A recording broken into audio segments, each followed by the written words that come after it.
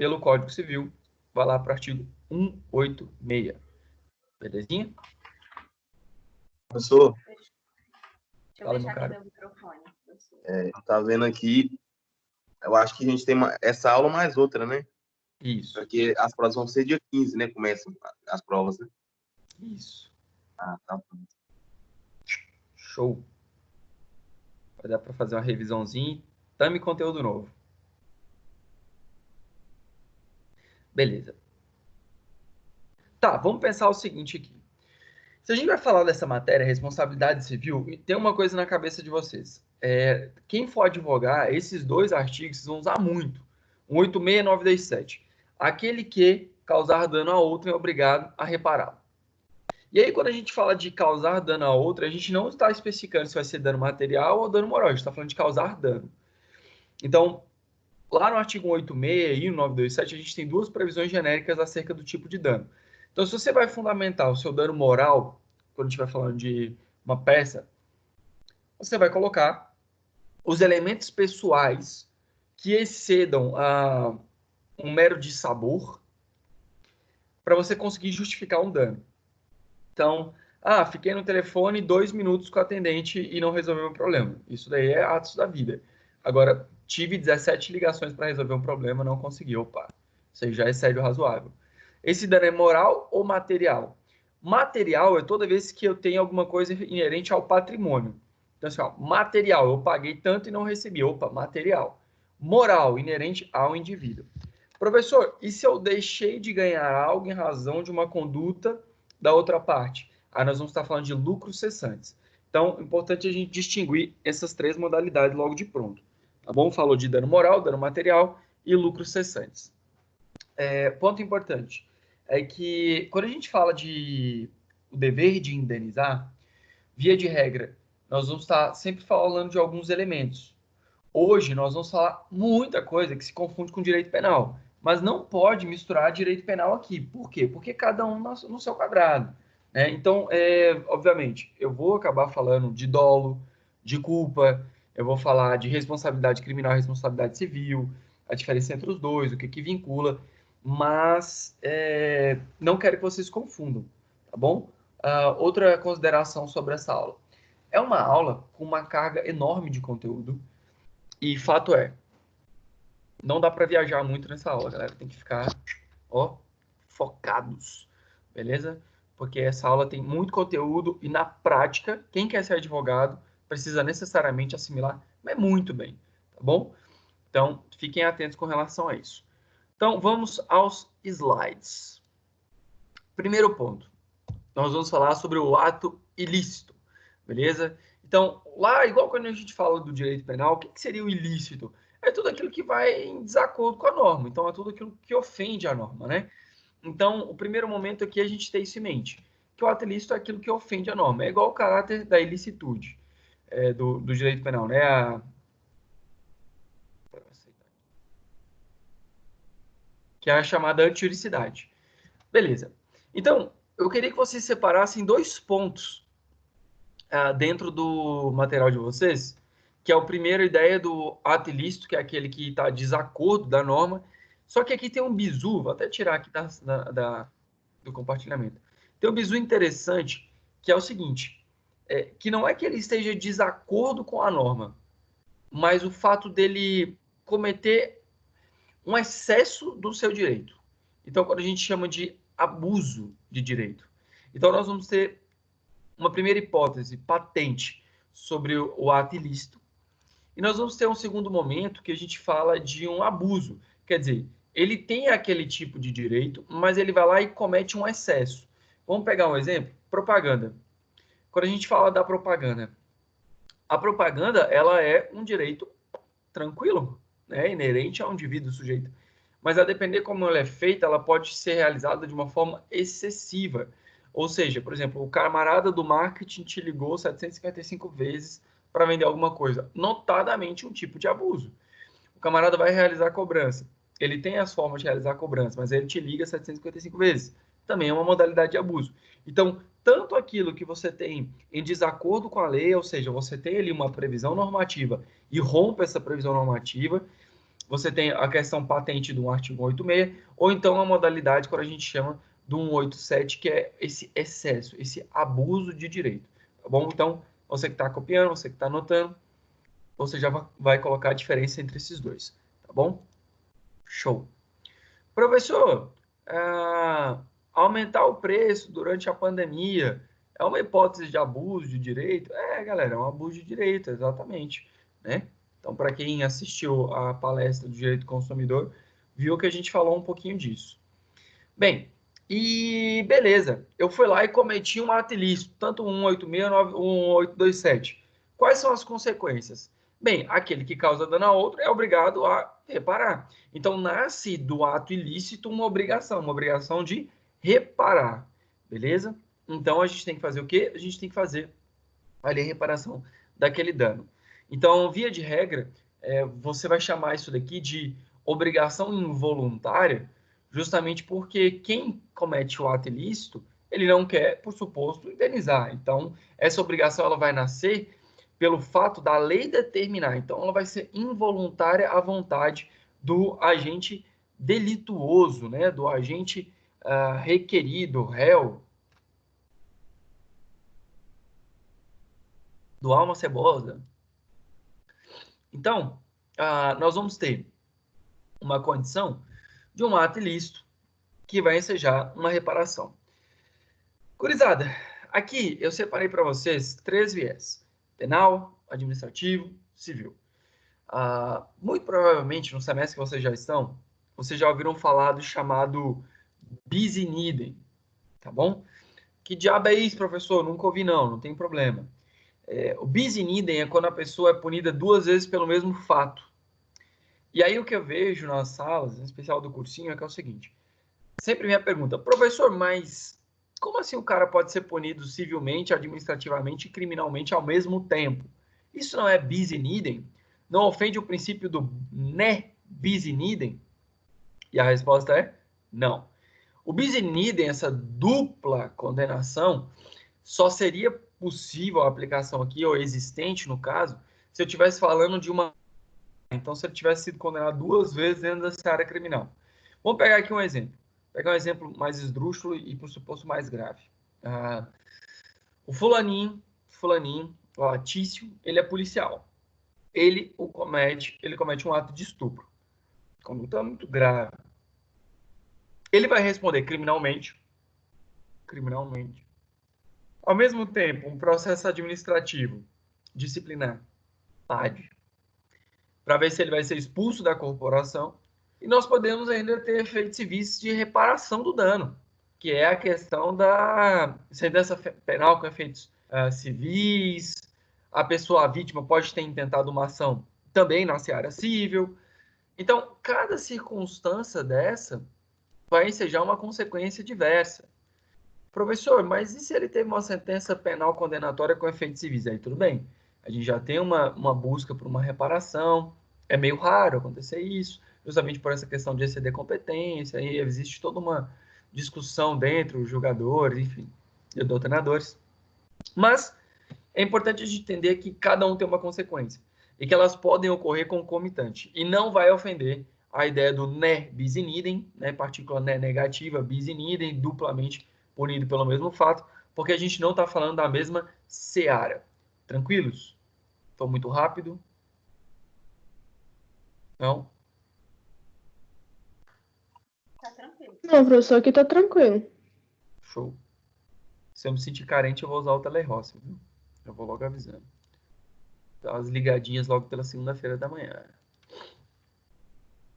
Então tá. Vamos voltar aqui para o nosso slide. Só aceitar alguém aqui. Não. Pronto. Então, a gente tem que ter essa percepção sobre como que cada uma das esferas vai funcionar. Só que ela tem algo interessante, que é o seguinte: quando a gente fala do direito penal, quem vai ser punido é a pessoa, porque o camarada vai preso. Administrativo também é a pessoa. Agora, na questão da responsabilidade civil, nós não vamos ter a prisão do indivíduo por dívida civil. A gente já sabia disso. Nós só temos 2 hipóteses previstas na Constituição, sendo que uma está sob efeito paralisante. Questão de patrimônio inerente a alimentos e questão de patrimônio inerente a depositário infiel. Então, a gente sabe que a questão do depositário infiel continua na nossa Constituição, mas está tendo a sua aplicação congelada em razão da súmula vinculante número 25, beleza? Bem, então, se a gente tiver essa possibilidade de estar falando sobre os efeitos civis e aonde ela não vai na prisão, ela não vai na pessoa, ela vai no patrimônio. Então, aqui, ao invés de constranger, como fazer a constrição da liberdade, nós vamos fazer a constrição do patrimônio. A gente tem penhora, sequestro, hipoteca. E aí é uma pergunta que normalmente eu sempre faço, né, com essa disciplina referente aos cursinhos e tal, que é essa questão do non bis in idem. E aí a gente já respondeu que essa ideia de que sim, você pode ter ao mesmo tempo responsabilidade em searas distintas. O que você não pode ter é dupla punição dentro de uma mesma seara. Então é por isso que não acontece o bis in idem se ele responde administrativa e civilmente, por exemplo. Bom? Aqui é exatamente a resposta. Professor, vamos lá. Responsabilidade civil. Como que ela funciona inerente à transferibilidade, à sua responsabilidade, à sua transcendência. Então, aqui eu pontuo esse detalhe que é importante, que quando a gente fala de direito penal, ela é intransferível. Somente a pessoa que cumpriu vai poder pagar a pena, ou seja, ser preso, né? Já no caso da responsabilidade civil patrimonial, quem vai ser atingido é o patrimônio. Então, digamos que a gente tem o seguinte: a Raquel deixou uma dívida. Quando ela morrer, o maridão, Nicolas, vai receber a herança. E essa herança também terá o que é dentro dela? A dívida para ser abatida. Então, a gente teve ali uma circunstância de quem era o detentor do patrimônio, foi o Nicolas. Mas, dentre as circunstâncias inerentes ao patrimônio, também havia uma dívida. E aí, em razão disso, ele vai ter que responder na medida da herança. Tá bom? Não pode extrapolar a herança. Tá lascado, que é só isso mesmo que eu vou deixar pra ele. Que absurdo. E um coração partido, tadinho. Vamos lá. Responsabilidade civil. Caramba, professor, peraí, a gente saiu muito rápido de ato ilícito. Então, para quem estava viajando, para quem chegou agora, neste momento, nós estamos falando do artigo 186 e seguintes. Né? Então, a gente saiu do 186 e seguintes, porque 186 e seguintes, deixa eu compartilhar a tela aqui com vocês e botar o Código Civil. Você vai ver que não tem tantos seguintes assim, que são bem pouquinhos. Vou mostrar para vocês quantos artigos tem. E vocês vão ver que são bem pouquinhos. Na verdade, se não me falha a memória, são 3.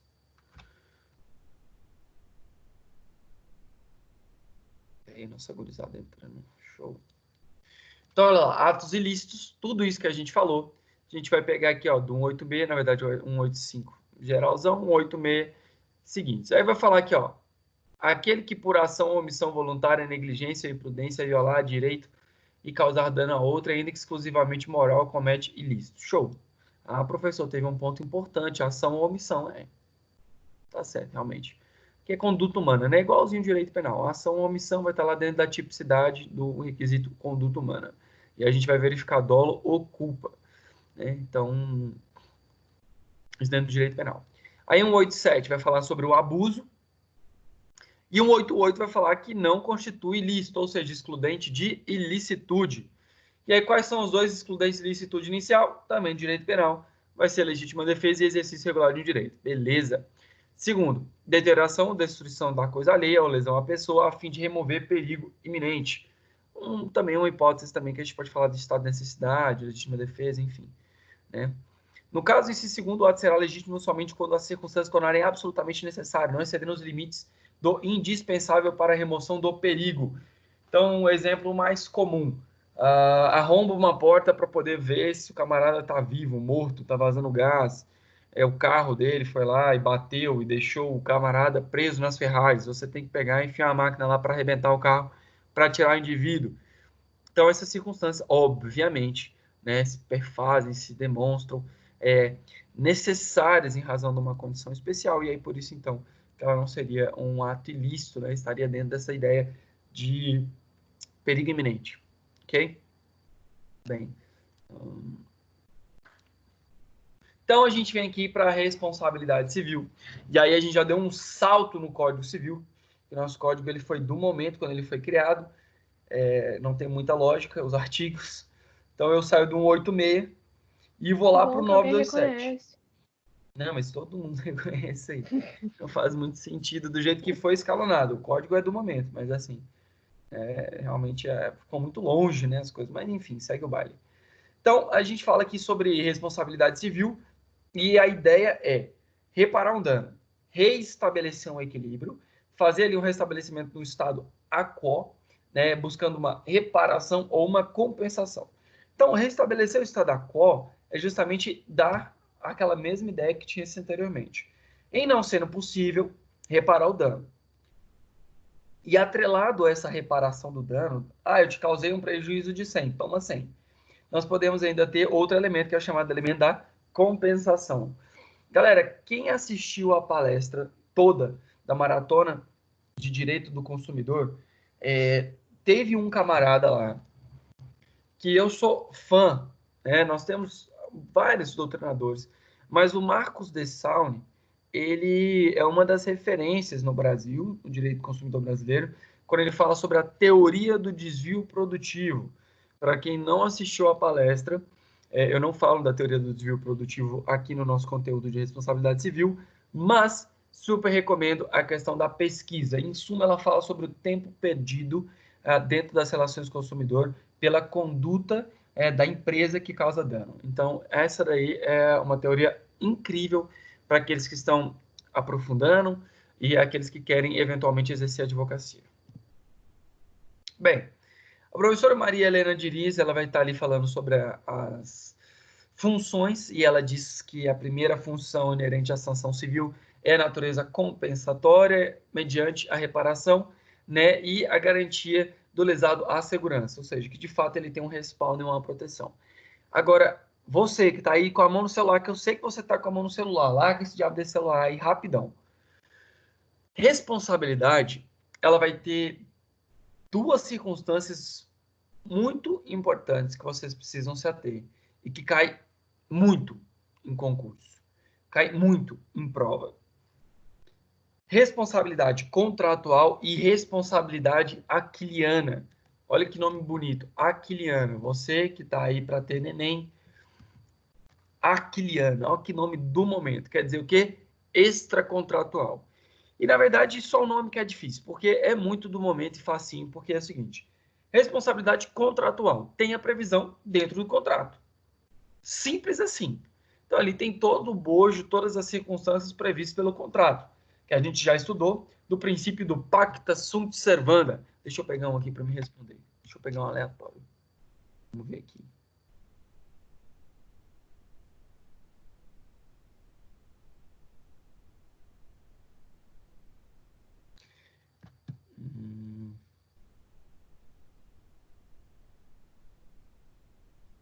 Maria Clara, tá por aí?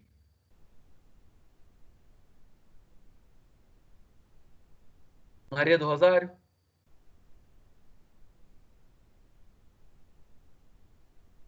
Sara Magalhães, tá por aí?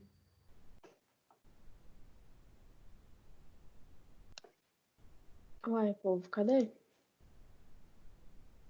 Tem uma presença de espírito pelo Teams. Então vai para a senhorita, dona Raquel. Lá vem, né? Eu sempre me ferro. Nada, é bom que...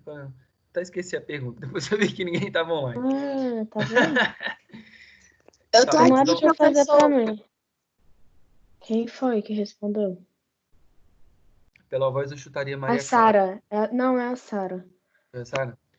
Eu esqueci a pergunta. Mas era alguma coisa sobre o pacto sunt servanda e o que significava. Eu acho que era por aí. Enfim, o pacto sunt servanda lembra que ele faz lei entre as partes, né?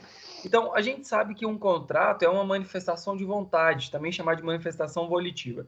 Então, ali as responsabilidades contratuais, multa, mora, todas aquelas cláusulas que a gente já estudou, Lembra? Cláusula penal, então as arras, tudo que a gente já estudou vai estar inerente ao contrato. Agora, existem circunstâncias que não precisam estar no contrato, que são regras gerais de direito, então normas de conduta como um todo.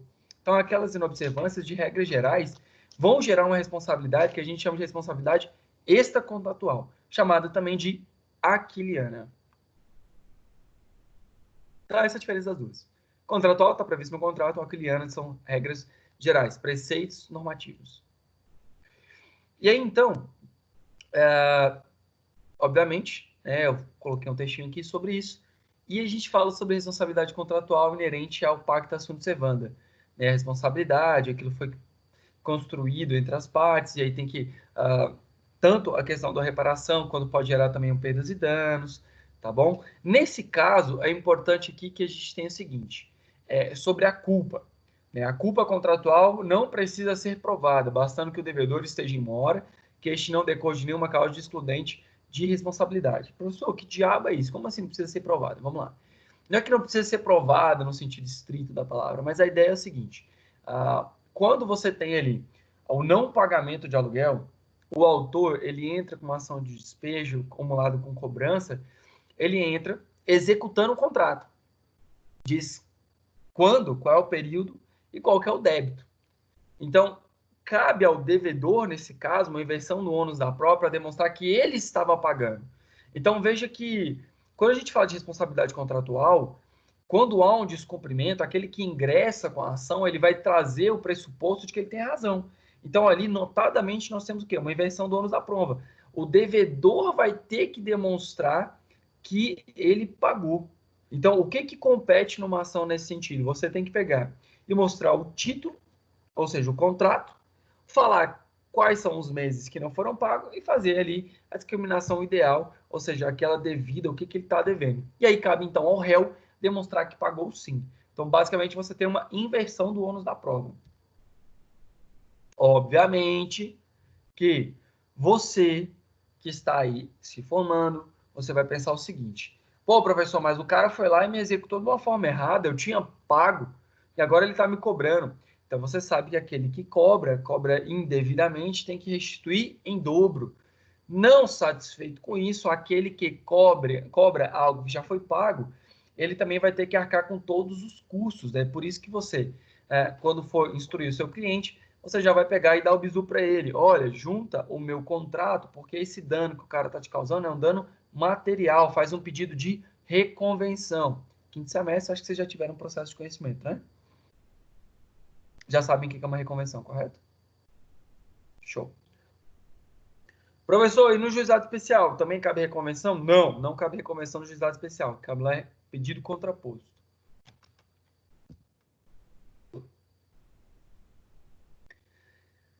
E sobre a questão da responsabilidade extracontratual? Nesse caso, veja, a gente não tem uma violação de dispositivo do contrato, mas é porque a norma como um todo veda aquilo ali. Então, quer ver um exemplo de responsabilidade extracontratual? Acidente de carro. Você, inclusive, vai ter presunções. Veja que você não tem um contrato com um camarada, ele causou um dano. E aí, então, você tem uma responsabilidade que ela excede o contrato. Você tem um dever de reparar porque você causou um dano. Né? Então, você tem ali um prejuízo. E nós ainda temos as presunções juris tanto, né? Presume-se, salvo a parte de demonstrar o contrário. Então, se alguém bate na traseira do seu carro, então você já sabe que há uma grande chance de você ganhar, porque ali existe uma presunção iuris tanto. A gente fala esse termo iuris tanto quando há essa hipótese de presunção. Lembrando que essa presunção é relativa, cabe contraditório. Beleza? Perdão. Não é coronavírus, só estou gripado. Saúde, professor. Amém. Então, beleza. E aí eu narro para vocês aqui um ponto importante, que é a questão da responsabilidade e a diferença entre as duas. Obviamente, qualquer uma das responsabilidades vai ensejar a reparação, então, nesse ponto é a mesma. Agora, sobre o ônus da prova, você vê que eu já coloco para vocês uma diferença importante. contratual, há uma presunção relativa de que a culpa é de quem não cumpriu a obrigação. Então, se a gente fosse colocar assim, diferença nas consequências, eu narraria assim, para anotar no caderno, para não ficar com texto grande, e colocaria um bizu. Responsabilidade contratual, temos uma previsão relativa. Em tese, quando você ingressa com uma ação cobrando, você já tem ali uma culpa daquele que está devendo. Você precisa demonstrar, então, a questão da dívida, fazer a individualização do cálculo, e aí cabe ao réu, a parte contrária, o requerido, demonstrar que eventualmente não tem uma dívida ou existe alguma excludente da responsabilidade dele.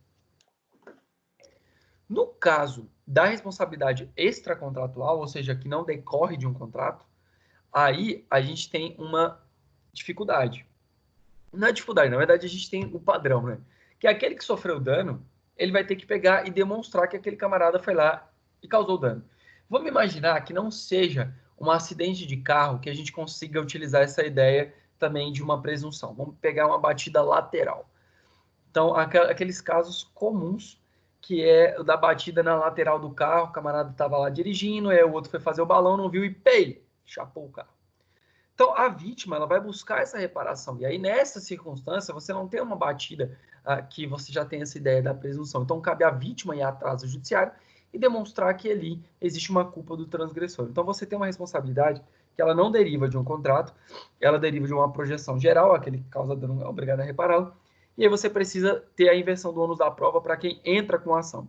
Então, não seria errado falar que na responsabilidade aquiliana, a ideia é que o ônus da prova seja inerente ao réu, perdão, à vítima, enquanto na responsabilidade contratual, o ônus da prova é do réu.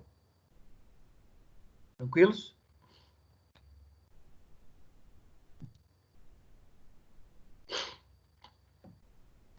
Professor, show, beleza.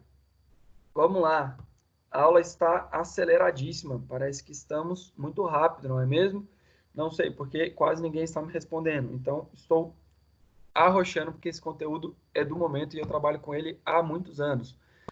Então, para mim, é de boinha. Teorias. Vamos lá. Novamente, se você estiver viajando, preste atenção. Por quê? Porque aqui a gente vai ter as duas teorias mais importantes sobre a responsabilidade civil, que é a responsabilidade civil objetiva e a responsabilidade civil subjetiva. Quando a gente fala de subjetiva, galera, a gente vai analisar intenção. A conduta do agente é a intenção. Então, esse é o bizu. Você que está aí com dúvida, não sei o quê. Bom, professor, direito penal, direito civil. Responsabilidade subjetiva, eu tenho que ter a demonstração ali do elemento intenção. Culpa, dolo. Culpa no sentido macro, viu? Não é culpa micro, não. Só naqueles 3 elementos, não. Culpa no sentido macro. Todos os elementos da culpa. E no caso da responsabilidade objetiva, nós vamos falar de algo chamado de teoria do risco. Que independe de dolo ou culpa. Então, eu não tenho esse elemento de intenção a ser verificado. Eu não tenho a necessidade de verificá-lo. Justamente porque, nessa circunstância, a responsabilidade objetiva, ela afasta essa necessidade. Então, quais são os exemplos que a gente pode ter aqui sobre responsabilidade objetiva e responsabilidade subjetiva? Vamos lá. Objetiva. Do empregado com o seu empregador. Digamos que um servidor público cometa um ato ilícito. Vamos lá, um excesso. Vamos pegar, obviamente, não vou generalizar, em especial, eu respeito muito a instituição como um todo, mas vamos pegar ali um abuso de autoridade, um dano causado por um policial, uma agressão. Então, ele cometeu um abuso.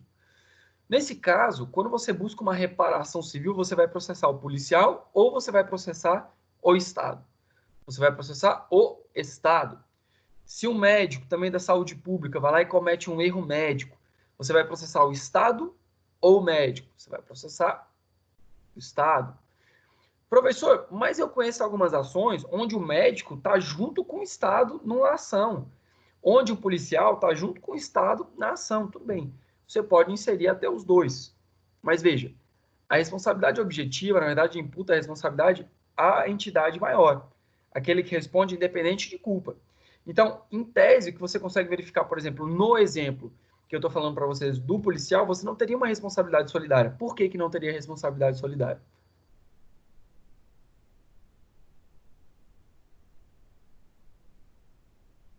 Quais são as hipóteses que cabem responsabilidade solidária, turma? Professor, tem as hipóteses legais, as hipóteses decorrentes de contratos. Exato. Perfeito.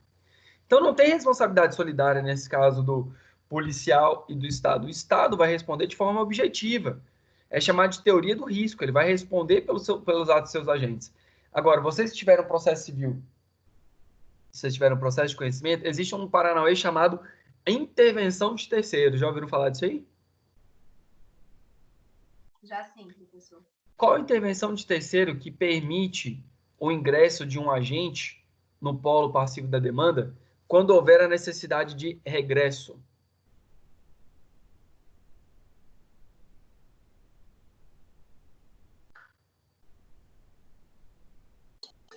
Ação regressiva. Não, a ação regressiva é uma ação autônoma. Então, chamamento ao processo. Chamamento ao processo é responsabilidade solidária. Então, deixa quieto. Não, continua, falta só mais Eu dois. lembro dessas duas. Eu ia falar de assistência, também não ia caber, porque é interesse na ação, tá errado. Aí você falar de denunciação à lide. Verdade. Então, Dinei, bizu, ó, assistência, tiver interesse na ação, chamamento é solidariedade, co-obrigação, denunciação à lide, regresso, desconsideração da personalidade jurídica, hipótese do artigo 50 e Código de Defesa do Consumidor, quando a gente tem a questão de sair da pessoa física para a pessoa jurídica ou da inversa da pessoa jurídica para a pessoa física, e o amicus curiae, que é quando você tem ali um auxílio do juízo, e aí é quando você busca uma entidade para representação de um direito que exceda o mero interesse das partes. Pronto. Aulinha de intervenção de terceira em um minuto. Fechou? Esse é o bizu. Então, ó, assistência simples, interesse na demanda, chamamento ao processo, co-obrigação, responsabilidade solidária, denunciação à lide, regresso, direito regressivo, desconsideração da personalidade jurídica, quando você tem abuso de direito, confusão patrimonial, quando você está cometendo algum tipo de fraude, sai da pessoa física para a pessoa jurídica, ou da inversa, pessoa jurídica para a pessoa física, e amicus curiae, quando você tem ali um auxiliar do juízo, então você chama a entidade, o AB participar, o sindicato participar, uma autoridade de referência em biologia para participar. Beleza? Show. Valeu, Ednei. Quer dizer que a gente tem mais alguém participando, mais alguém está online. Hein? Show de bola. Professor, Só um minutinho. Ednei, tá 100% só para te... Oi? Você tá 100% agora? Parece que estava doente. E eu? No grupo? Não, tô sendo... Não tive doente, não. Era o Éder. Professor, Verdade. a Maria Clara pediu para avisar. Na verdade, ela já tinha me avisado, foi eu que esqueci. Ela tá com um probleminha no celular, mas ela tá assistindo a aula, tá? Ela mandou mensagem, o celular dela tá... Ela não consegue mexer na tela, porque senão ela sai do Teams. Sem problema. Tranquilo. Beleza, vamos voltar então para a nossa apresentação de slide. Então, essas duas responsabilidades aqui são fundamentais, né? É importantíssimo que vocês já peguem esse bizu. Bem, então, sobre a responsabilidade subjetiva. Vamos lá. Analisaremos o elemento culpa. E aí, o que acontece? Eu quero que vocês olhem bem o slide sobre a ideia do dolo. A ideia do dolo, na verdade, aqui é a intenção de causar dano. Então, nós vamos analisar tanto as consequências diretas, que é chamado de dolo direto, lembra lá do direito penal, quero matar alguém, animus necandi, intenção de dolo direto. Eu vou lá, lembrando que a gente ainda tem o dolo eventual, o culpa consciente. Dolo eventual, eu assumo a responsabilidade de produzir aquele eventual risco. Então, é o dane-se. Beleza? Então, eu não me importo, eu assumo a responsabilidade de causar um dano. Culpa. A nossa culpa aqui, a gente vai falar no sentido estrito. Tranquilo? Então, a gente pode analisar o seguinte, o camarada, ele não queria que o resultado acontecesse, mas, de fato, por alguma circunstância, acabou acontecendo, tá bom? Então, a gente tem aqui aqueles elementos da culpa, imprudência, negligência e perícia, mas nós vamos estudar outras modalidades de culpa também. E aí, quando a gente falar da responsabilidade objetiva, vai ficar bem claro essas modalidades de culpa. Então, lembrando aí um pouco de direito penal. Olha aqui o bizu. Quando a gente fala de culpa no direito penal, a gente se atém aos três. Mas a culpa, ela vai num sentido mais amplo. E esse sentido mais amplo é justamente porque nós vamos olhar todas as outras circunstâncias. Então, uma coisa que eu já verifiquei, culpa em elegendo. Pouquíssimas pessoas ensinam isso em sala. Culpa na eleição de algo. Então, a culpa, ela não vai ficar distrita aqui no direito civil somente esses três pontos. Imprudência, negligência e imperícia. Ela vai exceder. E aí, eu coloco aqui no meu texto um bizu para vocês, que é o fato da expressão elemento anímico, que pouquíssimas vezes em sala a gente fala. Eu vou assumir a nossa culpa como professor, que a gente está tão acostumado com a questão do elemento subjetivo, em especial direito penal, que a gente esquece dessa possibilidade que também é muito cobrada, elemento anímico do ânimos, ok? Então, você vai lembrar exatamente disso, de dolo ou culpa, qual é a intenção do indivíduo. E olha só, sobre a teoria da culpabilidade, quais são as hipóteses. Essa culpa em elegendo é quando você tem uma má representação, você escolheu mal. E aí o exemplo que eu sempre narro em sala é que um patrão contratou um camarada que tinha que fazer um determinado serviço técnico e esse cara não tinha aptidão técnica, então foi culpa na eleição do indivíduo. Culpa em vigilando, que é quando você não tem atenção com determinado procedimento, esse é mais comum.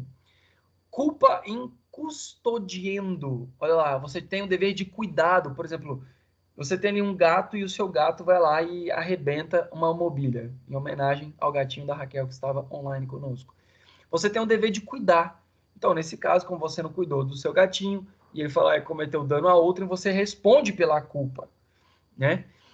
Culpa in faciendo, ou cometendo, que é justamente a conduta positiva, né? Ou então, omissiva, então vamos de ação omissão, e aí a gente vai olhar a questão de imprudência, é o mais comum, né? Que é de fazer ou deixar de fazer. E aí a culpa em omitendo, que é quando você deixa de fazer, de fato, é a abstenção de algo, né? Então, essas duas últimas são bem fáceis, porque é ação ou omissão. A de custódia é uma que pouquíssimas vezes a galera lembra e costuma cair bastante em prova, em especial do professor Felipe, quando ele vê que a turma está com pouca participação. E a culpa em elegendo, que também é uma modalidade interessante, tá bom? Que vale a pena a gente se ater. Desativa os microfones aí, gente. Pelo amor de Deus. Começa a falar. O povo não tá participando porque é interessante só ouvir, entendeu? Para aprender mais. Tá todo mundo participando. Engraçado, agora todo mundo apareceu, né? A galera aí. Olha, é porque assim, é interessante a gente se mostrar, né, Raquel? Para o professor não querer tirar a gente na prova. Não é? Galerinha. Mas deixem vocês. De 30. Professor, duas coisas. Esse não e não. slide. Não e não. Caraca, mano. Já sei quais são as duas, inclusive. Uma é o slide e outra é a aula.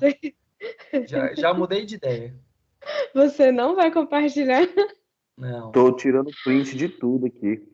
Pelo amor de Deus, Felipe, não seja tão ruim. Direito privado, então, por favor, viu? Não dá tempo nessa velocidade de copiar tudo. Não tô confiando nos slides, hein? Eu também, no caso, eu só anoto os seus bizus. Observações. Professor, posso fazer uma sugestão? Pode? O ideal é se eu fazer uma cópia de segurança de todo esse material compartilhando com a gente. Isso é verdade, professor.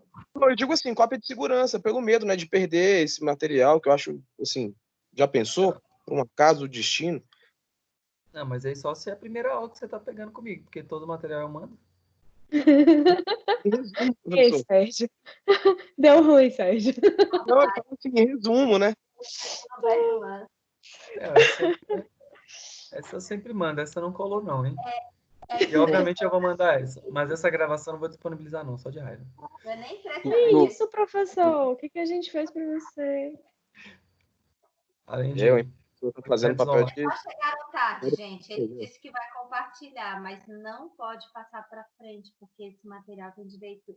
O direito autoral que ele só pode compartilhar com o cursinho que ele dá aula. Show. Justo. Tá? É só não passar para frente. Fica no seu computador e nada de passar.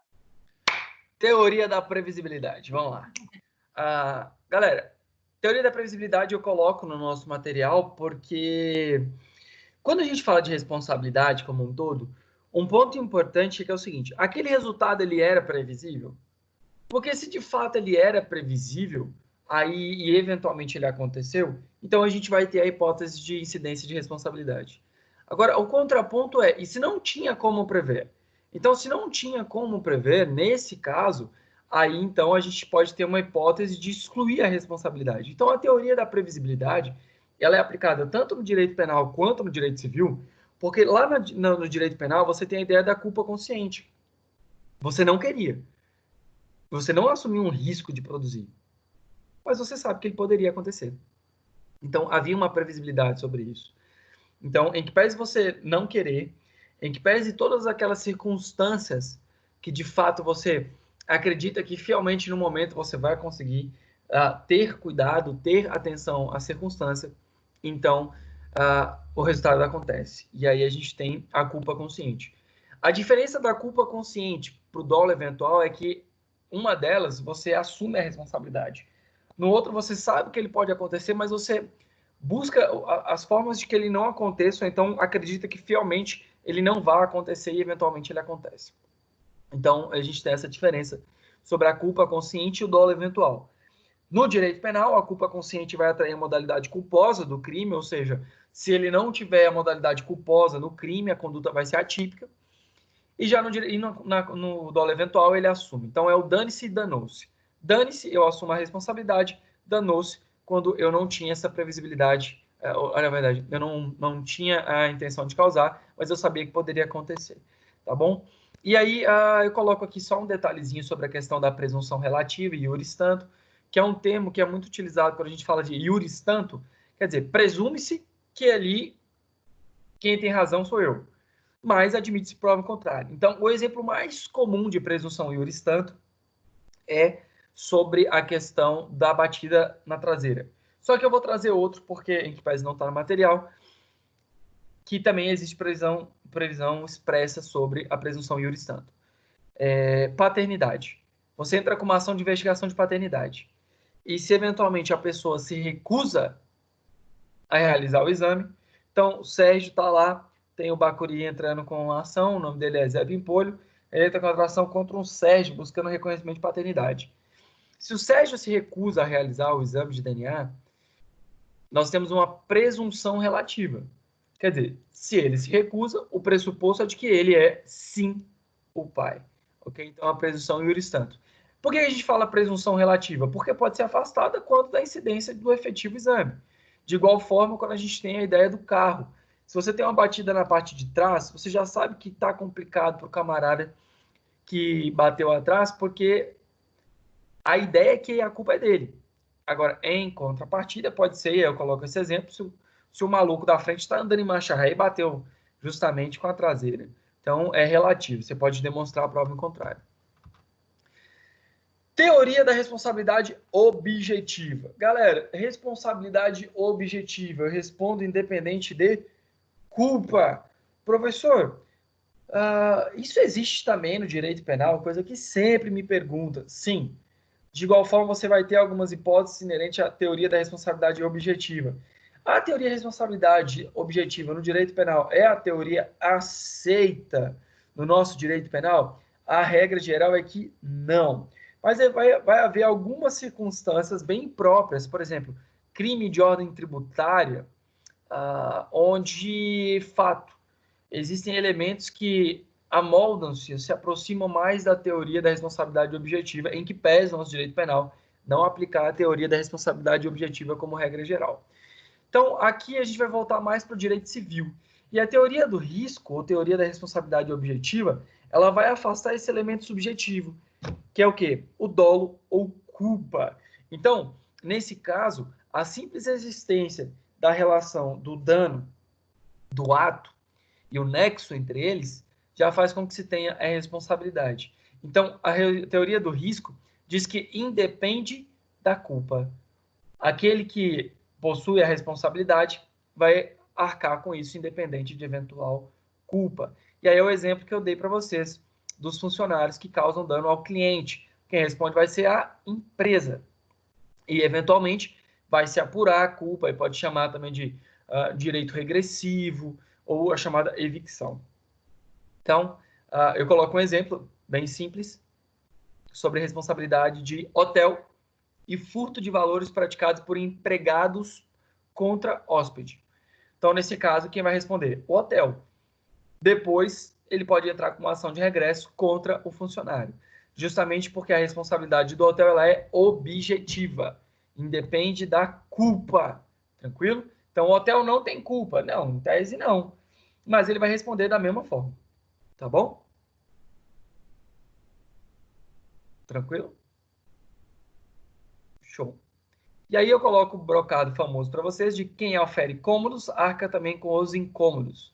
É uma frase bem comum no meio jurídico sobre a responsabilidade objetiva, que é aquele que ganha, ele também tem que arcar com eventuais com eventual ônus, tá bom? Então, bônus e ônus, relação de bônus e ônus.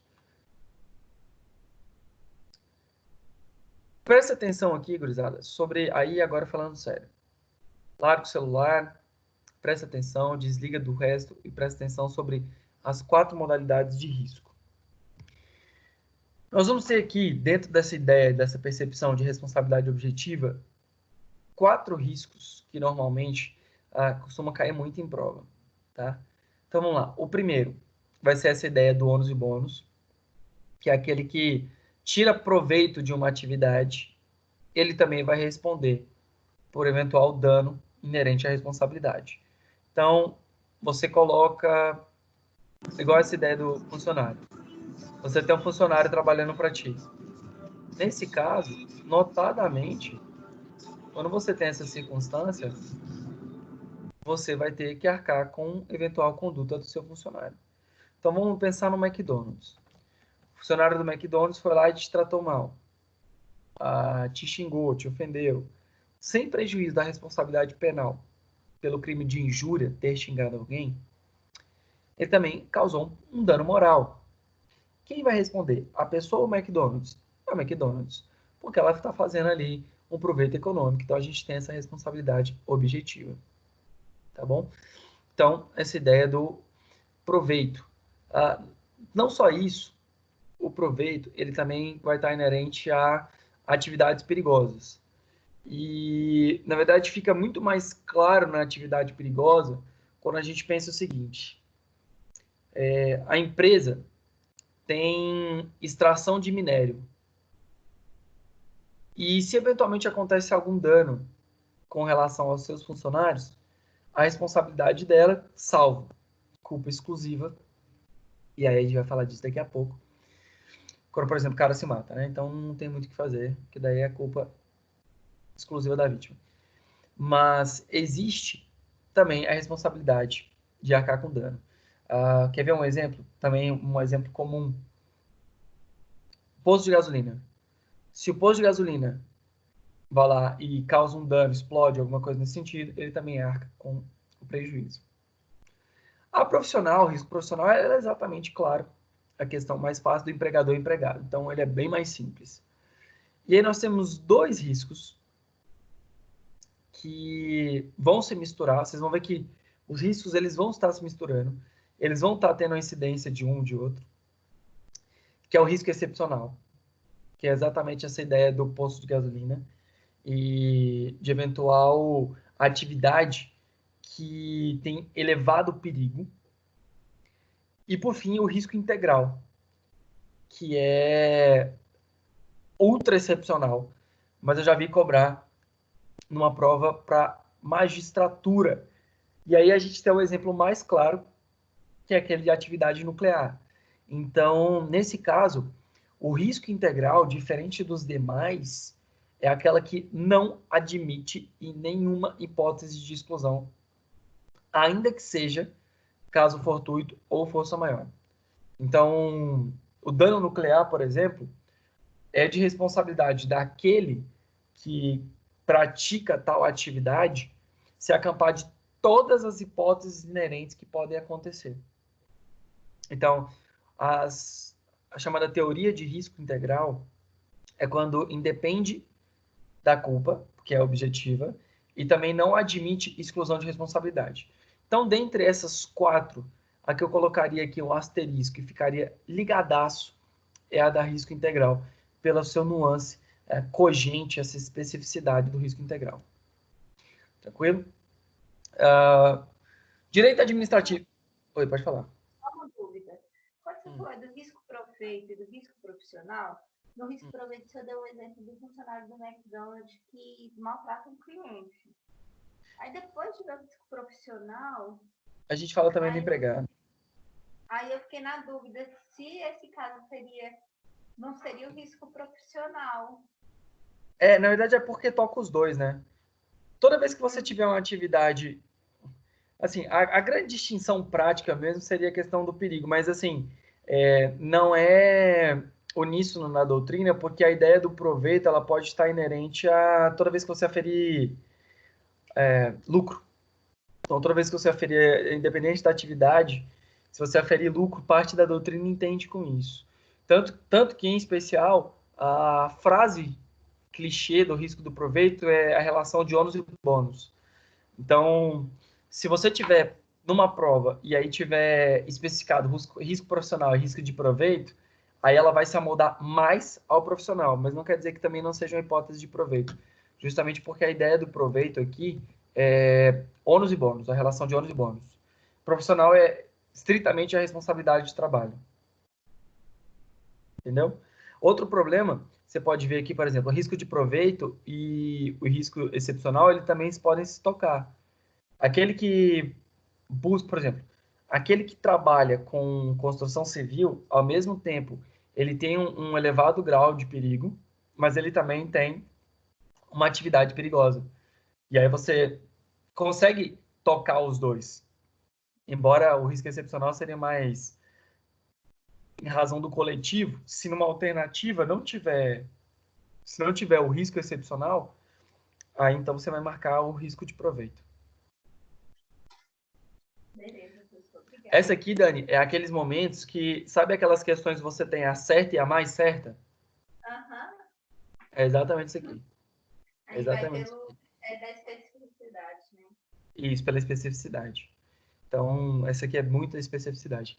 Eu já vi caindo, mas aí ela era fácil justamente porque ela tocava o risco integral. Exatamente na prova da magistratura. Que aí você tinha o risco integral justamente porque a atividade era nuclear e é o exemplo que todos os doutrinadores usam. Então, poderia ser de atividade exploratória? Poderia do mesmo jeito.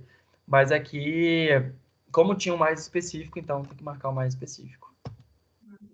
Tá bom. Na verdade, acho que não tem outro caso de risco integral que não seja atividade nuclear, né? Então, na verdade tem, sabe? Quando fala de aparelhagem biológica, quando você está fazendo um estudo biológico que pode gerar transmissão, enfim. Quando você... Alguma radiação também. A radiação seria inerente do nuclear, mas também pode ser, quer ver, quando você tem manuseio de produtos com radiação, igual aquele caso que a gente teve em Goiânia, né? Goiânia não, Anápolis, do Césio 137. Isso. Isso. E aí, galera, olha só como a gente acaba tocando agora outra matéria. Risco administrativo, teoria do risco na administração pública. Galera, essa matéria da responsabilidade, ela é tão extensa que ela vai tocar basicamente civil, penal e administrativo. Então, o penal, a gente tem a ideia geral de que a responsabilidade objetiva ela não é aceita, você tem o elemento anímico, em especial porque ela vai estar lá dentro da tipicidade, se você exclui o elemento anímico, você exclui a tipicidade.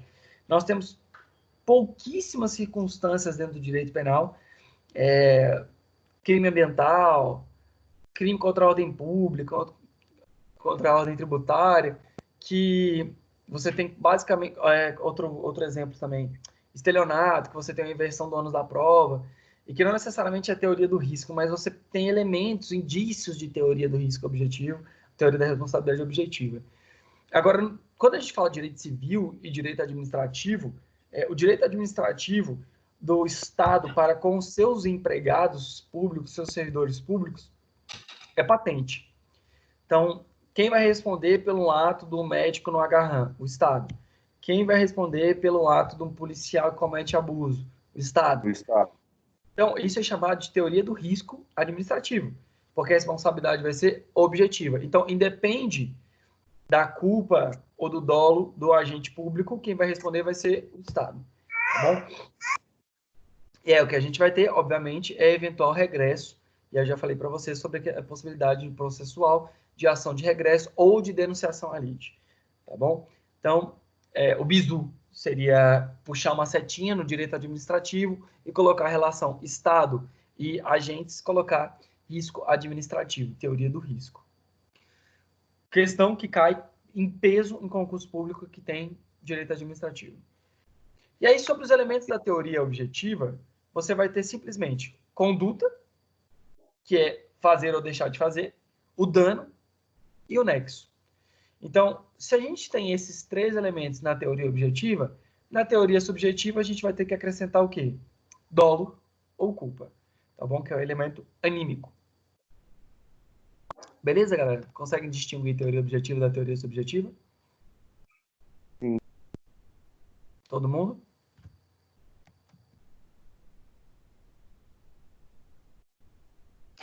Peraí, senão eu me perco no raciocínio aqui, por isso que eu não estou respondendo. Tá.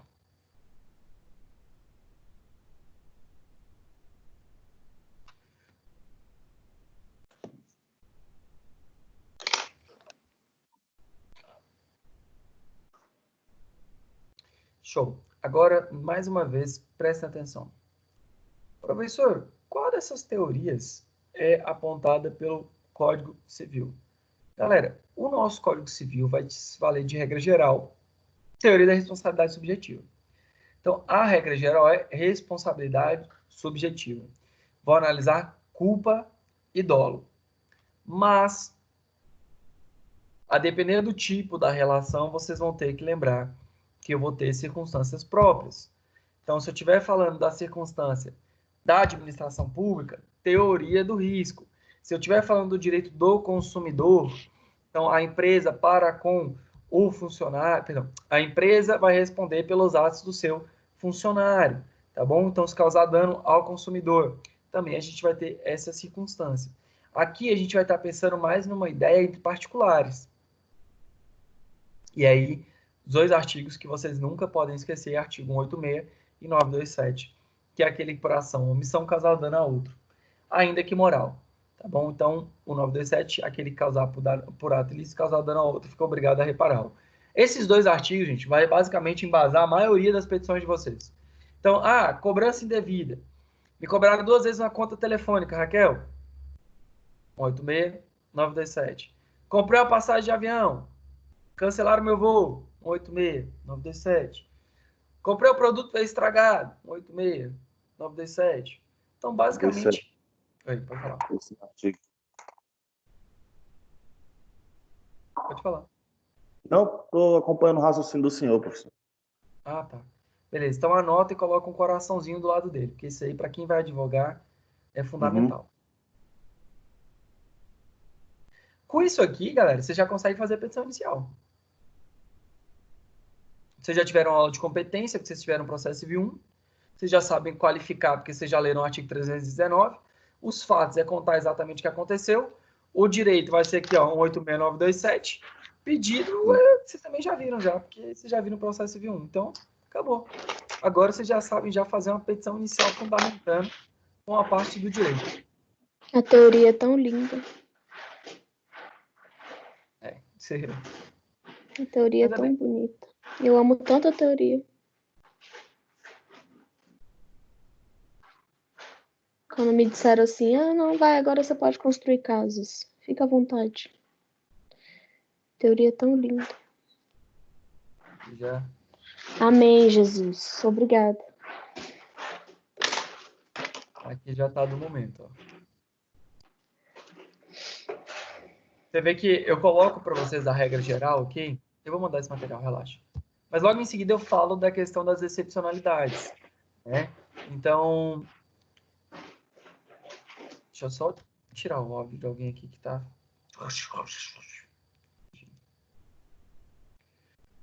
Pronto. Então, olha só. É o que eu falei para vocês. A regra geral, a doutrina vai falar a teoria da responsabilidade subjetiva. Beleza, mas galera, a gente falou até agora diversas circunstâncias que a responsabilidade vai ser objetiva. Então, se a gente pega essa circunstância, por exemplo, do direito consumidor, quando a gente tem uma atividade, uma atividade profissional, onde o camarada tem um funcionário, você sabe que não vai ser mais a ideia da responsabilidade subjetiva. Ele vai responder independente de culpa, né? Então, a natureza da atividade ela vai ser importante aqui. E o brocar que a gente falou lá atrás, de quem ganha lucro, também vai ter que arcar com os ônus, então bônus e ônus, também vai ter, obviamente, essa relação própria. Outra que é muito importante, que eu quase esquecendo, dano ambiental. Meu amigo, proteção ao direito do meio ambiente é do momento. Por quê? Porque nesse caso, com certeza, vai depender da culpa. Então, dano ao meio ambiente vai ser responsabilidade objetiva, relação de consumo, responsabilidade objetiva. Então, a relação administrativa, direito administrativo, também vai ser responsabilidade objetiva. Então, é muito engraçado porque o nosso código, além dele ser essa coxa de retalho, basicamente, ele vai falar assim, olha, a nossa doutrina adotada é essa, mas a gente tem muita exceção. Então, começa as exceções assim. Então, nunca fez tanto sentido quanto a frase do depende no caso de responsabilidade. Professor, meu Deus, como é que eu vou distinguir na hora? Primeira coisa, se você quer olhar a responsabilidade do cara, você vai pensar o seguinte, o que esse camarada fez? Quem é esse camarada? Qual foi o fato que ensejou isso aí? Então, você vai lá no 927 e vai olhar as disposições da lei. Pô, professor, então, deixa eu dar uma olhadinha aqui. Vou fazer igual tu me ensinaste. Bora, então vamos fazer igualzinho. Você está construindo a petição inicial de vocês. Você botou aqui no Código Civil, falei para vocês irem no 927. Pronto. Obrigação de indenizar. Aí beleza, regra geral, PEI. O incapaz responde pelo prejuízo que causar. Eita, isso aqui é legal, hein, professor? Responsabilidade dos pais. Né? Daquela questão da responsabilidade em vigilando. Que é quando o menino piá, o catarrento, vai lá e joga pedra no vidro e quebra. Chuta a bola e quebra. Show. Aí é o 932, vai falar o pai pelo filho, tutor e curador. E aí, olha aqui o 932. Vamos lá. Os pais responderem pelo filho. Não é uma responsabilidade objetiva? É ou não é, turma?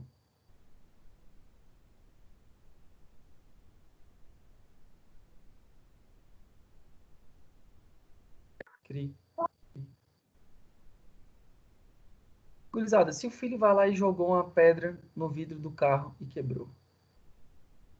O pai, ele tem dolo, culpa na realização desse ato. Você pode falar da questão da ausência de vigilância, uma negligência, mas veja que Não. você não vai conseguir verificar esse elemento anímico nele. Então, ele vai responder pelos atos do filho, independente de dolo ou culpa. De igual forma, o tutelado, ou seja, o menor de 18 anos, ou o curatelado, que é aquele que não tem capacidade e é maior de 18 anos, beleza? Então, responsabilidade objetiva. De igual forma, o empregador pelos seus empregados, ok? Dono de hotel, hospedaria, estabelecimento que guarde, albergue, onde você paga, onde você guarda o indivíduo, ele vai responder pelos atos praticados pelos seus funcionários, inclusive sobre atos de ofensas e afins, independente de culpa. Beleza? Aqui que tiver Seja em participado pessoa física ou jurídica, professor? Sim, sim. O hotel vai ser pessoa jurídica, né? O hotel não tem como ser pessoa Sim, física. como o senhor colocou a alusão aí eu pensei, me veio a cabeça. Será que na pessoa física vai ter a mesma consequência? Mas tá respondido, obrigado. Mas me dá um exemplo aí para ver se ficou claro mesmo. Ok, vamos lá. Eu tenho um filho, ele vai lá e quebra o vidro do carro. Isso aí já foi dito, né? Eu sou o responsável, correto? Sim. Meu filho, lá nesse mesmo condomínio, quebrou o vidro da portaria. Uhum. Não foi claro. Mas eu entendi.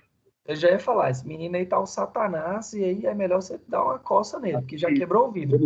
Ele já não está mais entre nós. Esse moleque diabólico, essa alminha cebosa que está em produção. Ele tem um problema com vidros, né? Ele tem um problema com a sociedade. Merece medidas coercitivas. Aí é que eu te pergunto, aí que entra a questão, pessoa física e jurídica. Esse menino sonha ou em ser proprietário de uma vidraçaria ou funcionário de uma vidraçaria. Entra como físico ou jurídica aí. Esse satanazinho aí, no caso, quem vai responder vai ser os pais, é responsabilidade da pessoa física, né? Pessoa natural. Física. Se tiver filhos, deixe eles longe dos vidros. Eu tenho um com DNA confirmado e outros eu ainda não sei. E que estão quebrando vidro por aí? Estão quebrando vidros, menino. Que agora eu vou pensar, ixi, esse aí, será que é meu? Ai, meu Deus. Então, essas são exceções, tá bom, galera? Agora... isso aqui é muito bom. Gurizada, elementos indispensáveis. Isso aqui vai ser tão do momento que vocês vão estudar de novo, talvez até comigo, lá em Direito Internacional, sobre os elementos para a responsabilidade civil. Então, os elementos vão ser 3. Conduta, ocorrência de dano e nexo de causalidade. A conduta é igualzinho ao direito penal, gente. A ação ou omissão. A ação é fazer algo, a omissão é deixar de fazer algo. Aqui nós vamos analisar o elemento anímico quando a gente vai falando de responsabilidade subjetiva. Então, vamos lá. Já fazendo a revisão de direito penal. Teoria do crime. Quais são os elementos do crime, turma?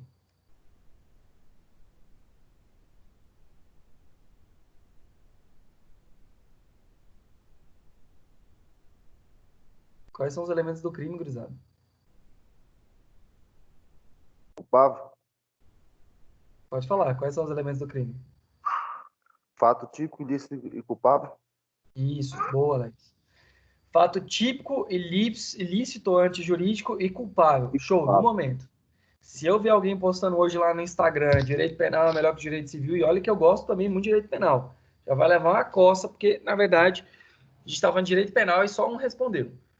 Agora, Alex, Eu adoro. tu que gosta de direito penal, vamos analisar os elementos da tipicidade. Quais são os elementos que estão dentro da tipicidade?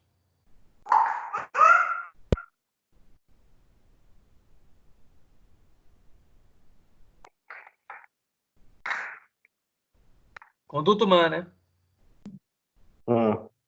resultado, Nexo causal. nexo de causalidade, nexo causal e tipicidade. Boa.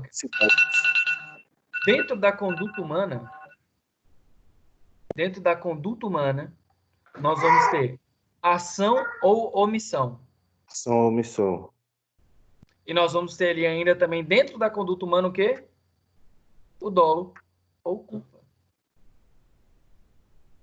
Se eu tiro qualquer um desses elementos da teoria do crime, eu deixo de ter o quê? a tipicidade da conduta. Tipicidade. Isso, tirei a tipicidade. No segundo elemento, a gente vai ter anti-ilicidade ou ilicitude. Então, se a gente tiver alguma excludente de ilicitude, a gente tira a anti-ilicidade. A conduta, ela pode ter a tipicidade, ela é típica, mas ela não é antijurídica, logo não tem crime. E, por fim, nós temos a culpa, que é o impoex. Inimputabilidade do agente, potencial conhecimento da ilicitude da norma e exigibilidade de conduta diversa. Então, vai ser excludente de culpabilidade. Show. Agora, para o direito civil, nós também vamos ter algo semelhante.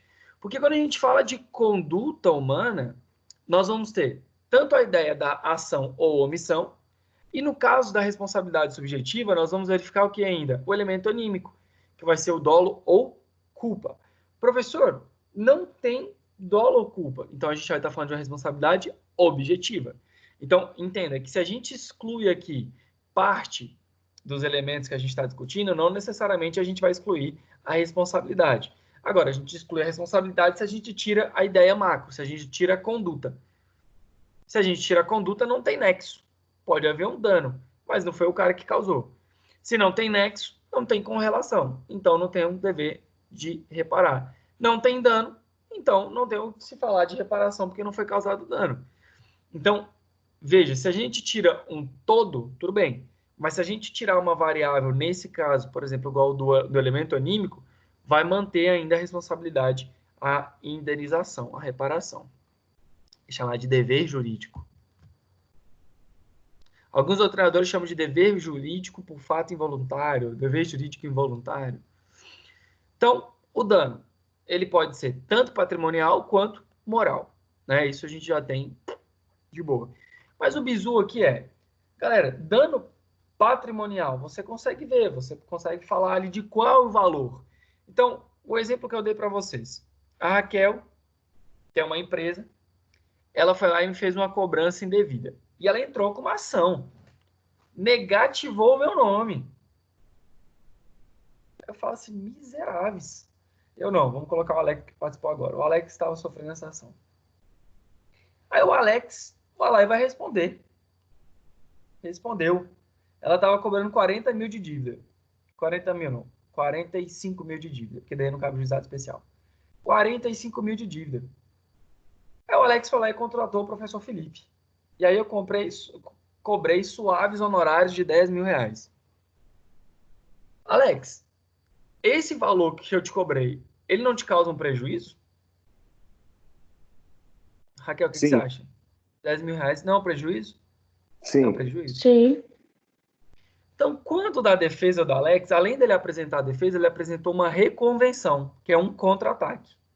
Lembrando, o prazo é o mesmo, 15 dias, você oferece os dois, inclusive você oferece na mesma peça. Bizu, prático. Pouquíssimos advogados instruem o cliente a fazer isso.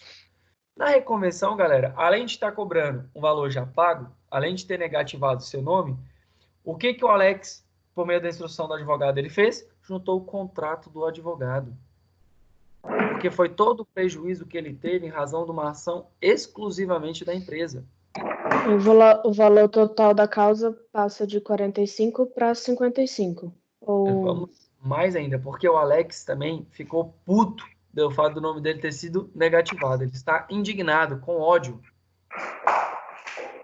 E quando você negativa o nome de alguém, a presunção do dano é patente. Independe de eventual dano, o simples fato de você ter a negativação indevida já é um dano. Um dano à pessoalidade, à personalidade do indivíduo. Então, nós temos ali mais um valor que culmina no 13,5 mil reais. Então, a gente já falou de uma ação que a reconvenção já está falando de quase 60 mil de valor. Na verdade, exatamente 60 mil de valor. Então, vamos separar os danos. A cobrança indevida, por si só, aquele que cobrar indevidamente a outro será obrigado a repará-lo. Montante em dobra. O dano moral, que foi aquele causado pelo fato da negativação. E nós temos ainda outro dano, que também é patrimonial pelo fato de que, quando ele teve que contratar um advogado, ele teve que ter mais um custo em razão de uma conduta que ele não deu causa. Então, ali a gente tem dano moral e dano material, diversas naturezas cumulado no mesmo pedido. Então, lembrem-se disso. O pessoal, o moral, ele sempre vai ser um caráter personalíssimo do indivíduo. Ah, eu fui lá e falei que... Deixa eu ver quem está mais intimidade. A Dani é abobalhada. E ela levou na brincadeira, a gente estava conversando normal. Só que aí, ao mesmo tempo, eu fui lá e chamei de abobalhada alguém que eu nunca brinquei, não tem qualquer tipo de intimidade, o Alex. E aí ele se sentiu ofendido, então ele entrou com uma ação de reparação de dano. Nesse caso, esquece que eu sou professor. Digamos que é uma relação, sei lá, qualquer que não fosse essa. E eu chamei de abobalhada, estava num bar, num boteco, estava conversando, eu chamei a Dani de abobalhada, minha amiga, e aí o Alex falou alguma coisa, eu chamei de abobalhada, ele se sentiu ofendido. O dano moral, ele é personalíssimo, é do indivíduo. Então, é algo inerente ao próprio indivíduo, é uma questão espiritual da pessoa. Já no caso do dano material, não. O dano material é patrimonial, pô, você consegue identificar de pronto. Tranquilo? Beleza a diferença entre os dois? Então, quando vocês estiverem peticionando, você quer ali majorar ou explicar sobre o dano moral, gente, vocês têm que falar do porquê que a pessoa se sentiu ofendida, como aquilo atingiu. Assim, ah, meu Deus, ele me chamou de abobalhado num público e eu fiquei extremamente constrangido pela circunstância. Então, é assim que você peticiona falando sobre o dano moral. Dando moral. Beleza? É personalíssimo. Eu estou falando para vocês inventarem coisas que não existem. Eu estou falando para você pegar e lembrar que é uma questão pessoal do indivíduo. Pode ser um trauma do indivíduo. Né? Eu já tive uma ação que... Olha, o cara também tinha um... Nossa, o pessoal de São Paulo às vezes tem umas brincadeiras muito sem graça. E aí o cara foi lá e falou, tipo... Acho que era... Chamou de estuprado. Acho que foi isso na época. E aí ele tinha mania de chamar os outros de estuprado para fazer uma brincadeira, um ânimo jocante dele. Só que calhou um dia dele fazer uma brincadeira numa roda de pessoas que tinha amigo e pessoa que ele não conhecia, e ele foi lá e falou isso com quem? Com uma vítima de estupro. E aí a pessoa danou-se a chorar e tal. E eu lembro porque foi estritamente mongoloide esse tipo de brincadeira. Né? E até o termo mongoloide tem gente que também é agressivo, olha eu fazendo a mesma coisa. Acabei de fazer a mesma coisa. Ah, eu chamo alguns amigos de corno. Antes eu chamava de mongolóide, Eu mas não agora sei. Entendeu? Mas Eu pode não ser sei só constatação se... de verdades. Mas vai Raquel, às vezes eu tenho dúvida se você não é um homem. Eu chamo meus amigos de corno. Esses dias eu falei pro Nicolas, eu falei, eu só não vou te chamar de corno, porque aí eu me ponho em xeque, então não. Não, mas uma coisa é você chamar seus amigos. Nesse exemplo aqui, eu lembro que o camarada foi lá e falou isso, e eu tava, obviamente, pela vítima, né? Ele falou isso num boteco, aqui de Brasília, inclusive, um boteco bem famoso. Ele foi lá e falou isso pra menina, a menina chorou, tal, procurou advogado, e tinha muita testemunha, galera, né? Muita testemunha. A defesa dele alegou que eu era o ânimo jocante, que queria brincar, mas nesse caso, enfim, causou dano patente à imagem da pessoa, né? Foi ofensivo, a gente mobilizou uma ação criminal, é uma ação civil, né? Então, o cara teve uma puta dor de cabeça por causa disso. Eu lembro que o Nicolas fez no início das atividades com o cartório, ele fez um discurso, né, um texto, que ele brincava de tipo, você vai amar a pessoa se ela for alta, baixa, magra, gordinha. E aí teve um dia que aí ele falou careca, cabeludo, aí teve um dia que um cara careca e gordinho, tipo, olhou pra ele meio... Aí eu conversei, eu falei, meu bem, é melhor trocar. Aí ele trocou, fez nos 2, 3 primeiros meses e não fez mais. Porque o que a gente acha que pode não ser uma ofensa, né? Às vezes a gente fala as coisas com aquela certa... Aquele tom de brincadeira e às vezes a pessoa tem um trauma com aquilo ali. E eu, por exemplo, não posso brincar com o Nicolas em relação a ser gordinho, ou ficar gordinho, ou morrer gordinho. Porque tem gente que se incomoda. Então, quando você for falar do dano moral, é isso. Dano moral, sim, a questão do bullying. Então, assim, dica para vocês que vão atuar. Normalmente, vocês precisam tomar muito cuidado. E também ter essa percepção quando o cliente chegar para você te perguntando, danos psicológicos.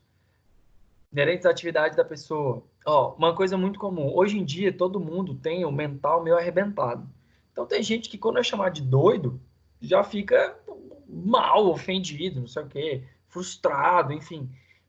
Então, isso daí é hábil à reparação de dano. Quer ver um exemplo? Isso já aconteceu várias vezes. Cliente megera. Vai passar tal coisa, ó, fulano de tal megera, e a pessoa tem acesso àquilo ali. Obviamente, megera não é aquela coisa, aquela ofensa.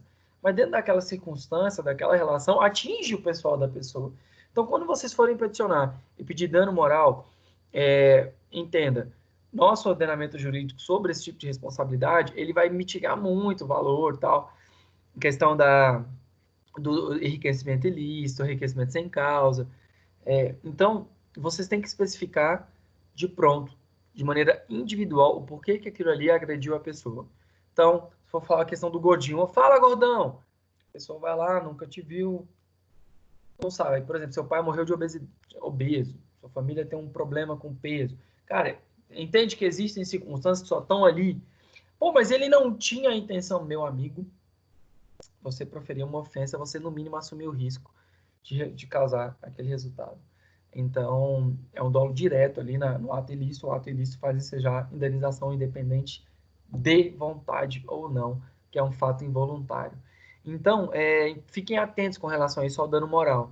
Tá? Em especial, vocês ainda estão no quinto, né? Mas mais para frente, até com os coleguinhas de sala também, porque volta e meia rolam uns processinhos. Então, fiquem atentos com relação a isso, viu, dona Raquel? Esse negócio de chamar de Pode corno. deixar. Vou chamar mais ninguém de corno. Vou chamar Isso mais aí. ninguém de abobado. Pode deixar. Não, abobado pode. Abobado pode. Gurizada, agora vamos aqui a um ponto, que é o nexo de causalidade. Nexo de causalidade, vocês sabem do direito penal, vocês já ouviram falar N vezes, mas vamos pegar aqui Newton. Ação e reação. O camarada faz algo e, em razão disso, tem uma reação. Existe um nexo de causalidade. Então, ele fez uma conduta e causou um dano. Beleza. Existe ali uma relação entre o dano e a atividade do indivíduo. Isso é básico. Básico. Agora, as especificidades é que elas precisam ser levadas em consideração. Professor, o camarada foi pegar o metrô, entrou no metrô e pulou dentro do trilho e se matou. A empresa tem responsabilidade objetiva? Porque o metrô, professor, ele vai estar inerente à administração pública, porque é uma empresa pública. Se o camarada foi lá e cometeu um suicídio, a empresa é obrigada a indenizar, turma?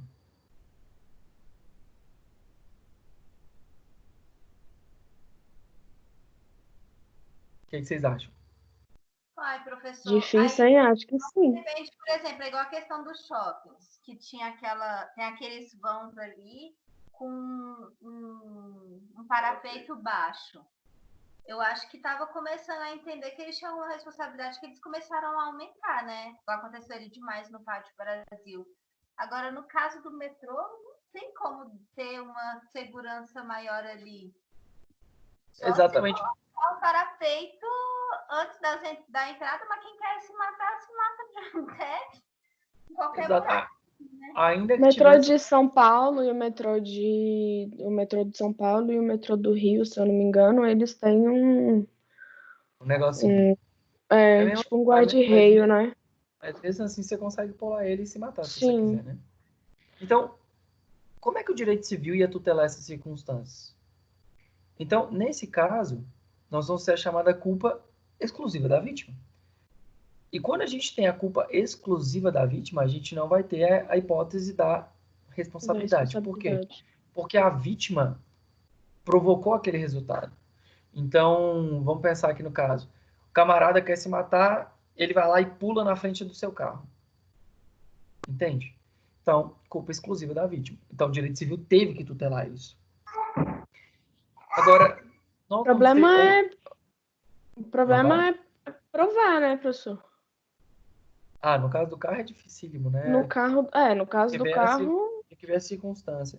Tem que ver a questão de No caso velocidade. do trem, do metrô, eu acho que é um pouco mais fácil, né? Por conta de câmera e tal. Mas no caso do carro... Para vocês terem noção, na Rússia, em razão da quantidade de suicídio E tanto de golpe que as pessoas estavam fazendo, se jogar na frente do carro, as pessoas começaram a colocar a câmera nos carros. Assim, no YouTube, inclusive, tem vários vídeos sobre isso. Sim, porque Coloca determinados acidentes, países, um monte. vocês vão ver que a Rússia é muito, muito esquisita. Assim, não é que é engraçado, mas é muito absurdo. E existe também uma teoria para explicar isso, é o frio. A questão do frio afasta as pessoas, aumenta a questão do índice de suicídio, de depressão.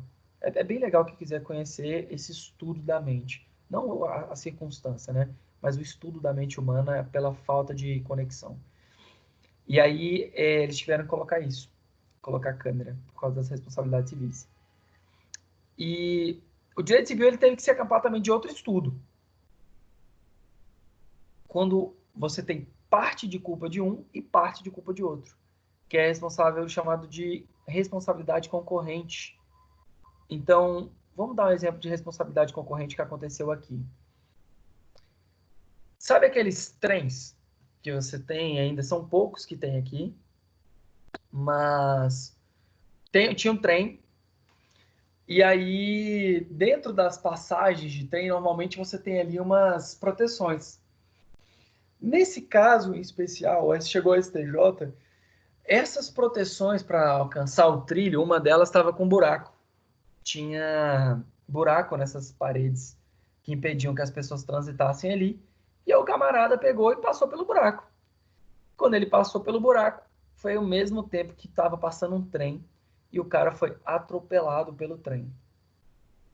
E aí, por que o STF entendeu que havia ali parcialmente uma culpa? Porque é dever dessa empresa a manutenção de toda a estrutura, em especial daquela parede. Então, se ele deixou o buraco e permitiu que a pessoa passasse, ele foi o quê? Ele também foi negligente com a conservação. Então, nesse caso, vai ter responsabilidade? Vai. Integral? Não, porque é concorrente. Então, aqui a gente tem uma diferença. No caso da culpa concorrente, você tem uma redução da responsabilidade. No caso da culpa exclusiva, você tem a exclusão da responsabilidade. Tranquilo? Então, quem estiver anotando, é interessante colocar isso. Culpa exclusiva da vítima exclui a responsabilidade. Concorrente, uma redução. Professor, caso fortuito, força maior. Vamos entrar na discussão qual a diferença de caso fortuito ou força maior? Não vamos entrar nessa diferença. Por quê? Porque a doutrina fica se degladiando sobre um ter a presença da conduta humana e o outro não ter a presença da conduta humana. Para nós, vai entrar no caso? Não. Por quê? Porque a doutrina ainda se degladia muito com relação a isso. Qual é a diferença para o Tribunal de Justiça? O Tribunal de Justiça tem uma posição que não é aceita em todos os casos. Nós temos o STF, o STJ teve um entendimento agora em abril sobre a demanda, então ultra mega recente, e vou mostrar para vocês a questão do TJ. O TJ, deixei aqui aberto, ó. O TJDFT tem a seguinte posição. Vai falar sobre a divergência, tal. Vou falar que o caso fortuito é um evento que não se pode prever e que não podemos evitar. E no caso de força maior, seriam eventos humanos ou naturais que podem até ser previstos. Isso daqui não é a posição majoritária, tá bom? Então ele fala caso fortuito, que não pode prever. No caso de força maior, evento natural que pode prever.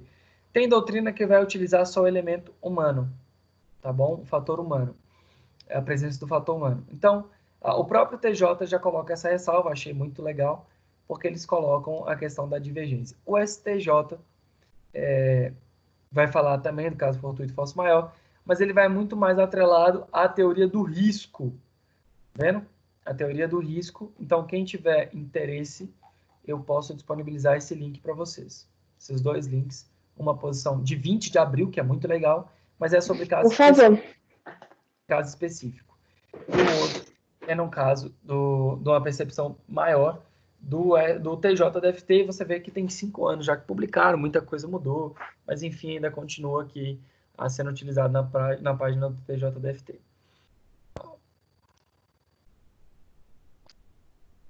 Vamos para o nosso slide.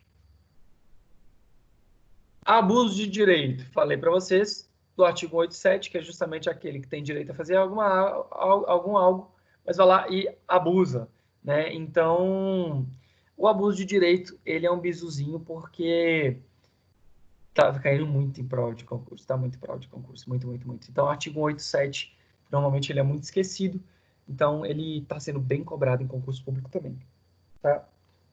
E eu já expliquei abuso de poder lá atrás, foi bem no começo da aula, quando a gente falou de ato ilícito. E aí, agora, esses elementos é interessante. Quais são os requisitos que a doutrina vai elencar para que a gente tenha a responsabilidade no abuso de direito? Primeiro, o camarada tem que ter direito. Ele vai ceder os direitos que ele tinha e ele vai causar prejuízo. Então, aqui, o que a doutrina fala é que independe da culpa, porque se o camarada tem um direito, ele vai lá e excede, causa um prejuízo, ele vai responder: professor, é igual o caso da legítima defesa, onde você tem um excesso na legítima defesa e você responde pelo excesso? Exatamente, você tem um direito, mas aí você vai lá e excede, então você vai responder por esse excesso. Então, quais são os exemplos mais comuns na doutrina? O primeiro é esse do gado, que é muito interessante, que é um gado que vai lá para sua propriedade e ele vai pastar na sua propriedade, você vai lá e mata o gado. Então você tem o direito, obviamente, de fazer a reprimenda, de tirar o gado de lá? Tem. Mas aí você matou o gado do cara. Veja que é desproporcional. Você vai lá e comete um excesso. Então você vai ter ali o dever de indenizar, tá bom? Quando você busca, isso é muito interessante, judicialmente, busca e apreensão, quando não tem a necessidade. Aí, nesse caso, quando você faz uma busca e apreensão desnecessária, você tem o direito de pedir isso, mas não havia necessidade. Então, você comete um abuso de direito. E aí, no caso do terceiro, é quando a gente tem a ideia de falência. Quando você pede a falência de uma empresa, quando também não tem a necessidade de pedimento de falência. E aí você causa N embaraços e prejuízos para a empresa, e aí então você responde pelo abuso. E o D, a linha D, é muito fera. Por quê? Porque isso aqui acontece corriqueiramente, constantemente, que é o quê? O vizinho lazarento que vai lá e provoca incômodo aos demais. Então, você tem o direito de ouvir música na sua casa? Tem o direito de ouvir música na sua casa. Você tem o direito de ouvir música na sua casa às 10 horas? Tem. Agora você tem o direito de ouvir música naquela altura nojenta, desgracenta, a ponto de incomodar? Não. Então você comete um abuso. Você tem direito a fazer reforma? Tem direito a fazer reforma. Agora você tem direito a fazer reforma 10 horas da noite, 11 horas da noite, 6 horas da manhã de um domingo? Não. Inclusive, se você é a pessoa que faz reforma às 6 horas da manhã no domingo, saiba que eu tenho um ódio eterno por você e eu posso nem te conhecer. Porque quem faz isso não é gente. 6 horas da manhã no domingo não está permitido fazer isso. Viu? Sei que aqui na sala ninguém vai fazer isso, mas se eventualmente eu decidir publicar esse vídeo, saiba que se você faz isso, você não é um ser humaninho. Você é uma alminha cebosa. Então vamos lá. Na área trabalhista, a gente também tem essa questão de abuso de direito, que é quando você dá aquelas demissões por justa causa e sem apurar de fato a verdade. Então, isso daí é um abuso de direitos e o direito do trabalho vai buscar reparação disso aí. O Código de Defesa do Consumidor, se não me falha a memória, no artigo 39, vai prever conduta de abuso de publicidade ou publicidade enganosa. Tem direito a fazer publicidade? Tem. Mas aí você vai lá e coloca cinta emagrecedora, vai perder 12 quilos em um mês utilizando a cinta. Galera, não vai fechar a boca não para ver se tu não vai emagrecer. Você pode até uma redução de medidas, mas aí falar 12 quilos, prometer milagres. Então, você tem o direito à publicidade? Tem. Mas o excesso é punível. Turma, acho que a gente já falou uma quantidade gigantesca de conteúdo.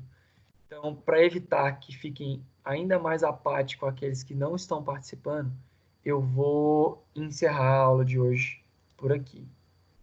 Por quê? Porque eu acho que também foi muito conteúdo e eu preciso que vocês depurem esse conteúdo. Eu estava brincando, obviamente eu vou disponibilizar o material, independente da participação mínima, mas eu faço isso por aqueles que estavam presentes, enfim, que estavam desde o começo. Pode ficar tranquilo, eu sei que às vezes eu não chamei todo mundo, eu sei que às vezes a galera está sem microfone, mas, enfim, eu vou disponibilizar do mesmo jeito, porque o tio gosta da turma como coletivo e eu entendo a questão do fone e afins, é brincadeira no começo, tá bom? Gurizada, então é isso. Próxima aula a gente vai encerrar o conteúdo e aí a gente vai fazer o seguinte. Como a nossa provinha está chegando, eu devo fazer uma revisão aspecto geral. Em que sentido? Eu vou pegar o Código Civil ali, vou botar para vocês o tópico a tópico e vou pegar e assinalar o ponto forte de cada um deles. As especificidades, os pontos particulares, não tem segredo. Você vai ter que ler e acabou. Esse é o bizu. Então, na revisão, eu não vou me acampar de pegar a especificidade de cada ponto. Vou dizer o que um advogado, ao olhar o Instituto, lembra.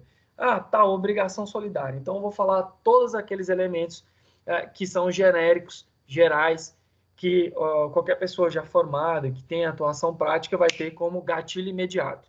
Agora, as circunstâncias específicas, o segredo é ler o código. Professor, não peguei nenhuma aula, estou morrendo de preguiça de assistir às nossas aulas anteriores, não foram disponibilizadas. N desculpas, qual é o segredo? Leia o código. Professor, mas são 200 e tantos artigos. Relaxa, galera, vocês têm tempo, muito tempo. Mas não é só a sua matéria, então saia do WhatsApp quando estiver indo ali no banheiro e leia 10 artigos de Código Civil, lembre de mim. Para ter certeza que vocês vão conseguir revisar a matéria. Belezinha? Então, gurizada, vou parar a gravação.